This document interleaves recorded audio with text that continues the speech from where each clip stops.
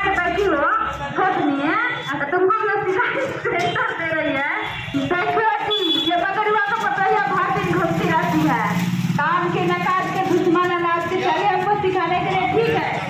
हम चलेंगे बहुत देने के लिए कलमला दीदी में तो हमारा लड़का तो मिलेगा कंप्यूटर पढ़ने के हमको मिलेगा सिलाई सेंटर ठीक है ना। अच्छा चलिए तब चलते हैं उन्हें दवाई दे देंगे लेके मेरे पास बहुत खाने अरे थोड़ा हाथ चलती है कि चप्पल पहनकर कहाँ जा रहे हैं? क्या आज सुबह से अभी ताकत पानी सीख रही है अभी जा रहे हैं वोट देने के लिए दिया पाकर चढ़ से मार दिए वोट देने के लिए बोल रहे तो वोट देने जाएंगे। अजी इधर आइए तबीयत आपका खराब है तो आपको वोट देने की क्या जरूरत है जी? इतना क्या रास्ते सरकार जैसा हो गए हैं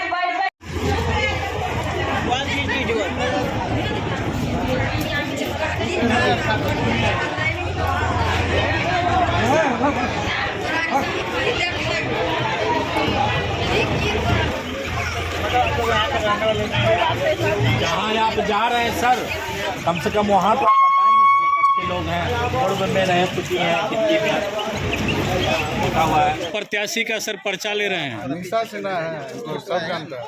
सब जानते हैं पहले सपोर्ट भी उनको मुख्य पार्षद थे। इस बार सपोर्ट किन्हें कर रहे हैं? हम तो इन्हीं को करेंगे मेरे घर की है भाभी है सबके लिए करते हैं निशा सिन्हा। अभी तो ये आपके क्षेत्र में है नहीं आप बाइक से जा मेरे रहे ही हैं क्षेत्र में है। आप ही के क्षेत्र में जी है। हाँ सपोर्ट है सर हाँ पूरा इनको सपोर्ट है इन्हीं को क्यों कीजिएगा सपोर्ट? इसलिए कि ये काम अच्छा करते हैं। ये कहीं भी रहेंगे इनका काम होते रहता है। होते रहता है बिल्कुल अभी नहीं भी हैं तो भी इनका काम ये पब्लिक के लिए करती है। इसीलिए बिल्कुल बहुत ही अच्छा कैंपेन चल रहा है। सिर्फ चुनाव में या हमेशा आप लोगों से मिलते रहते हैं? नहीं हम तो 12 मास लोगों से मिलते हैं हर वक्त और चुनाव लड़ना सिर्फ मेरा उद्देश्य नहीं है समाज का विकास कैसे हो ये मेरा उद्देश्य है। निशा जी आप जिस क्षेत्र में घूम रहे हैं वार्ड संख्या 38 जी ये बेगूसराय का है जी मोहम्मदपुर एरिया जी और आप देख रहे हैं कि हमारे बगल में यह आवासीय क्षेत्र है जी अच्छी आबादी है और इस समय में भी यहाँ गड्ढे में पानी जमा है कचरे का ढेर जमा है। आप यदि उपमेयर बनेंगे इस पर कुछ कार्य होगा? एकदम होगा इस पर कार्य होगा। अभी जो हिसाब से यहाँ के लोग रह रहे हैं बरसात में तो यहाँ पे रहना भी मुश्किल हो जाता है लोगों को चलना तो दूर की बात है और ये परिस्थिति उत्पन्न है नगर निगम का जो यहाँ की जनता टैक्स तो दे रही है टैक्स से मार उनके पड़ा हुआ है लेकिन जो मिलना चाहिए टैक्स देने के बाद नगर निगम की सुविधा है उससे ये लोग वंचित है। क्या आप जब मेयर बनेंगे तो उससे कुछ सहूलियत मिलेगी? एकदम मिलेगी। हर संभव मेरा प्रयास रहेगा कि इन लोग को नगर निगम का जो सुविधा है वो मिल सके। सभी कैंडिडेट यही बात बोलते हैं हर सुविधा मिलेगी क्या आपका उससे कुछ अलग रहेगा?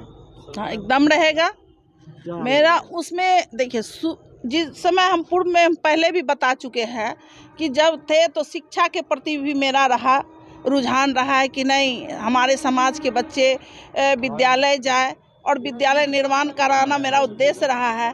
आज नगर निगम में रोड और पानी की जो ये समस्या बनी हुई है जो कि नगर निगम ही नहीं होना चाहिए था ये सब क्षेत्र को पंचायत एरिया होना चाहिए। हम बहुत से जगह में अभी जा रहे हैं जहां घूम रहे हैं देख रहे हैं दूर दूर तक खेत में जा रहे हैं एक में मकान मिलता है वहां एक वोटर है नगर निगम के तो करीब हमको लगता है एक आध 200 कोस चलने पे एक मकान जब मिलता है तो वो नगर निगम कैसे हुआ। लेकिन पंचायत एरिया को जोड़ा गया है और जिसके कारण से अभी तक वो सब लोग टैक्स देने पे मजबूर है लेकिन विकास उन तक पहुंचने से कोसों दूर है। ई रिक्शा चालकों की संख्या और ई रिक्शा की संख्या लगभग 10,000 है हमारे नगर निगम में जिनसे प्रत्येक दिन अवैध वसूली होती है। उनके लिए कहीं स्टैंड नहीं है, ई रिक्शा स्टैंड, क्या निशा कुमारी इस पर ध्यान देंगे? एकदम देंगे। उन्हें रिक्शा चालकों के लिए शेड बनाया जाएगा जगह जगह पे, और जो अवैध वसूली हो रहा है उस पे अंकुश लगेगा। आपको 3 रुपये उनको ये टोकन मिलेगा नगर निगम से, जो कि उनके रिक्शे पे ठोका हुआ रहेगा और उन्हें कहीं रोकना नहीं पड़ेगा, नहीं कमीशन देना पड़ेगा। इस पर अंकुश लगाएंगे हम जरूर। आप उप मेयर बनेंगे तो कितने दिन के अंदर ई रिक्शा चालकों को ये सहूलियत मिलेगी? हम उप मेयर बनेंगे तो जल्द से जल्द मेरी कोशिश रहेगी कि उन्हें ये सुविधा मिल जाए।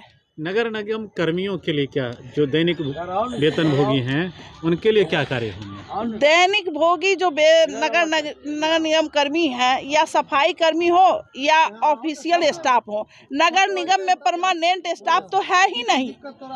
यहाँ तक कि वित्त जो होता है, जो नगर निगम का अपना धरोहर है, वित्त जो बहुत मूल्य चीज है, उसके लिए भी कर्मचारी परमानेंट नहीं है। जो कल को कोई घोटाला हो जाए, कोई भाग जाए सरकार की कैश को लेकर के, तो उन्हें पकड़ा नहीं जा सकता है। इसलिए सरकार से मेरी मांग रहेगी कि नगर निगम में परमानेंट कर्मचारी ऑफिस में और सफाई कर्मी की बहाली हो और उन्हें परमानेंट किया जाए। सफाई कर्मी जो बेगूसराय में हैं जी, वो भी दैनिक वेतनभोगी हैं, कभी भी उनको हटा दिया जाता है, दूसरे को फिर ले आया जाता है, इस पर क्या ध्यान होगा? देखिए, जब हम उपाध्यक्ष थे तो उस समय भी ये खेल भेल हुआ करता था पहले, लेकिन जब हम उपाध्यक्ष बने नगर परिषद में तो इस खेल को हम रोक दिए और हम एक नियम और कानून बना दिए कि जो भी दैनिक भोगी कर्मचारी है, सफाई कर्मी है, उन्हें नहीं निकाला जाएगा। उसके बाद जो भी कर्मचारी की बहाली हो, लेबर का अगर कमी है, सफाई कर्मी का कमी है, तो आप बहाली करें, ना कि उन्हें बेरोजगार करें। रोजगार देने का काम निशा कुमारी करती है, बेरोजगार करने का काम नहीं करती है।